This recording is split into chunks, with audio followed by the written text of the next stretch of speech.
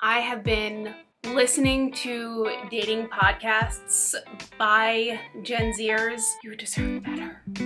Number one. Don't worry, you're not as important to that person as you might think you are. Hello, and happy cuffing season. I think that's what the kids are calling it these days.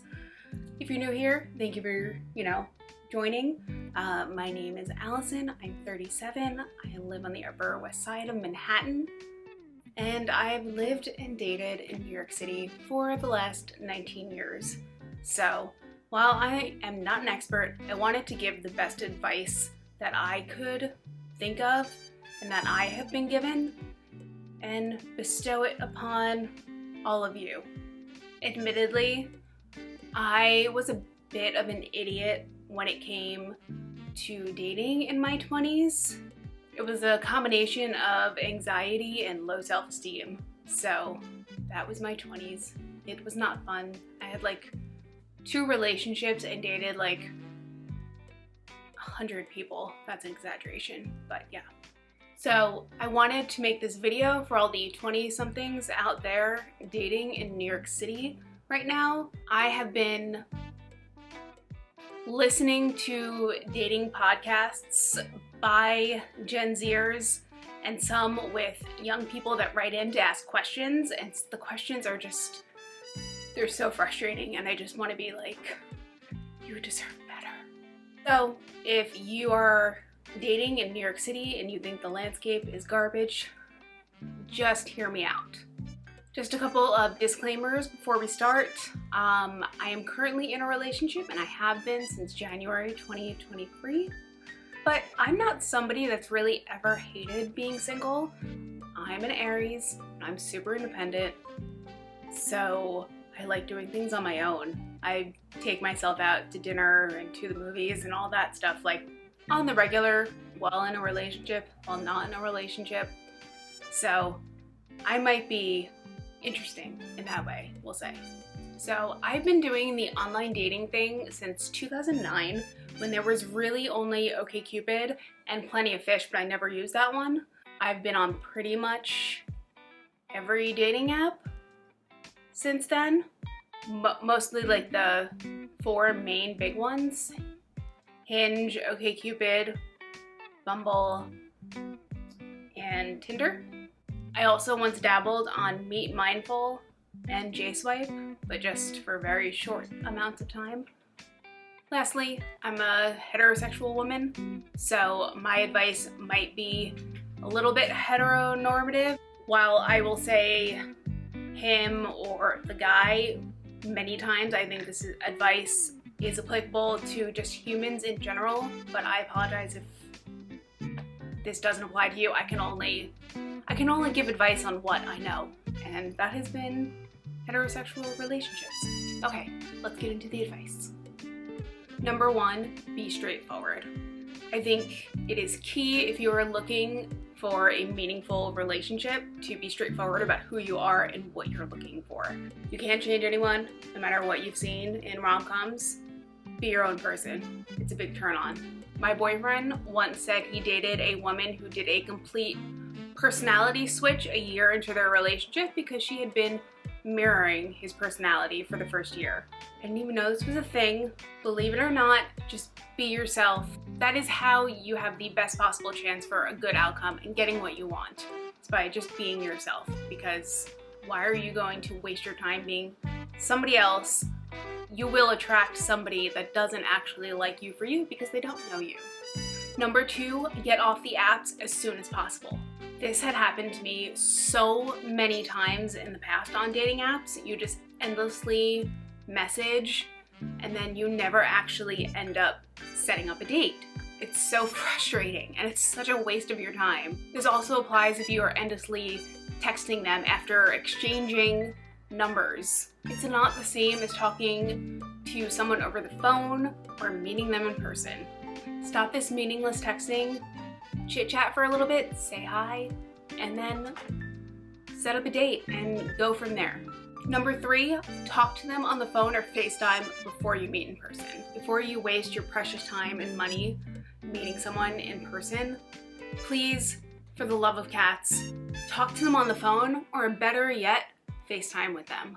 This will be a great indicator as to whether or not there is any connection and chemistry, if they look like their photos, and if it's worth you leaving your couch to go meet them for a date. I know many of my fellow millennials and Gen Zers are afraid of the phone and FaceTiming, but it's time to be a little bit vulnerable and get over that and just call the person that you think you want to go on a date with. If you can't even call them, how are you going to survive a whole date with them? I spent roughly 6 hours on the phone with my now boyfriend before we went on our first date. And yes, I did call him out of the blue without asking for permission first. And guess what? He picked up. Some of us still have social skills. This sort of goes back to number 2, but don't text with this person endlessly before you go on a date with them. So you think, good, I've spoken to them on the phone, they can hold a conversation, so now I can just text endlessly with them before our date. Wrong, don't do it. Let's be honest, while it's a good indicator of who someone is to chat with them on the phone or FaceTime with them, you don't really know them yet. And every text you send and get from them, you are creating a projection of who you think that person is before you're really meeting them or getting to know them. So, and it's almost always wrong. So just stop endlessly texting before your date. Number 5 is ask yourself, did you like them after you go on your date? Often when I hear specifically women talking about what happened on a first date, I always hear them say, I wonder if he liked me. I hope he liked me. This is the wrong question to be asking. After you go on a date with a new person, why aren't you asking yourself, did I like them? Stop being so focused on whether or not they liked you. If you took a little bit more time to analyze your feelings about the date, you might find out that you didn't really like them. You didn't really feel much of a connection. I know as women, we're taught to devalue our opinions or just not have opinions, but your opinion of who you're going to date counts, believe it or not. Number 6 is so obvious, but so many people still do it. Don't ghost. If you're going to pretend to be an adult by doing things like having a job and paying rent, also be an adult when you're dating in the world today. Don't ghost somebody. If you're not feeling someone and it's been 1 or 0 dates, send them a text. Let them know. And then you can move on. If you've had a few dates and you decide the person isn't for you, that's also fine. But tell them. They might not take it well because rejection always sucks, even if it's just been a couple of dates. But it's way better for both people to know where you stand with somebody than to just be wondering. And I know people watching this may have been ghosted before, so you know how much it sucks. So don't do it to somebody else. I always say this to people, don't worry, you're not as important to that person as you might think you are. They won't remember you in a month. And that's not me being mean, that's just me being realistic. They're going to go out with a bunch of other people soon after you, and you will be a name in their phone, John Bumble. And also, replying to somebody's text a week and a half later with some excuse as to why you're no longer ready for a relationship still counts as ghosting. Just so you know. Number 7 is make sure you know what they're looking for and they know what you're looking for. This goes back to being straightforward. You can't get what you want if you're not honest with people. But in my experience, be aware, sometimes men, they won't always believe you. But it's best to be upfront, even if they won't always think you're telling the truth. Number 8, and this isn't going to be popular advice, but don't sleep with somebody before you know and trust them. Before you start shouting at me in the comments that I'm a prude or a conservative, no, I love Bernie Sanders, and I have a poster from former sex YouTuber Hannah Winton on my living room wall that says, "Do I look like a slut?" with the asterisk, sluts don't exist. So, I'm not a prude. I used to think in my 20s that I had to sleep with a guy on like the third date to keep their interest. That's what I was told by a straight guy friend. Thanks, Jason. But let's have some honest talk. If they're not interested in you because you don't sleep with them on the third date, then they're not really interested in you at all. If all you're looking for is to hook up and have fun, by all means, go for it. But if you're looking for an actual relationship, I would implore you to slow your roll just a little bit.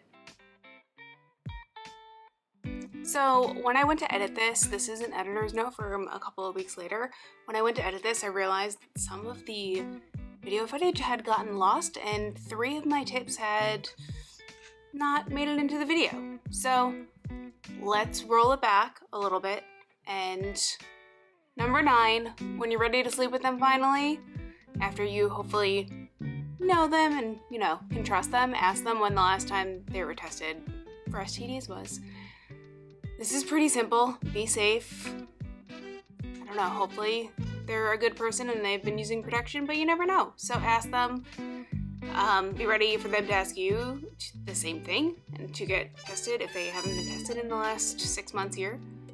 But I just think this is smart and adult. If you're not comfortable asking somebody this, you probably shouldn't be sleeping with them. Number 10 is make sure they have friends and that you're meeting them. I once dated somebody who had no friends for various reasons, and I was the entire center of their life, and it was really overwhelming. It was not great. So after you've met someone and you've confirmed they have friends, give it a couple months and then make sure you are meeting their friends.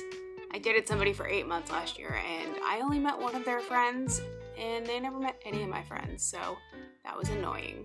Number 11, before we get back into the original footage, is when you're ready to put titles on the relationship, tell them that. It can be scary, you might get rejected, be open to whatever response they may have, but you should be honest about your feelings. Maybe they're also just too nervous or scared about what you'll say. So I think you should always just be straightforward about that. But take your time. Don't try to be exclusive with somebody that you barely know, because that can sometimes happen badly. So let's get back into the other footage. Sorry, I had to reposition and also switch to my phone because my camera died. My 12th piece of advice, and the last one, is always be communicating. As you may or may not have been able to tell, I am big on communication. You've told someone who you are, what you want, and now it's time to keep that going. Always be communicating with your partner. This is one of my partner's favorite things about me. He never has to wonder when I'm mad. I always just tell him if something is bothering me. And if you're upset, tell your partner without blaming them for it. I wrote something else here, but honestly, I'm not a therapist. I have just had a few. So if you need help figuring out how to express your feelings, go find a therapist if you have the means. I can't recommend therapy enough. My bonus tip is to adopt a cat. It will make any breakup less traumatic, and they're really cute to come home to. This is Gus. Those are my 12 tips for dating more successfully in New York City. Have I always been perfect? Absolutely not. Do I know everything? Nope. Did I still get ghosted by a guy this past January? Yes. Did I get strewn along by a guy for 8 months last year who didn't believe me when I told him I really didn't want kids? Sure. But after all this garbage, I've come out a lot less tolerant of people's crap. And that's what I hope for you with this video. Don't put up with crap or breadcrumbs, as they say nowadays. I don't think I've ever been in a situationship because I'm always too straightforward about what I want and what I'm looking for and who I am. I'm not everyone's cup of tea. So thank you for watching, and please make sure to like this video and subscribe, and let me know in the comments what the best piece of dating advice you ever got was, and if you found any of this helpful. Bye.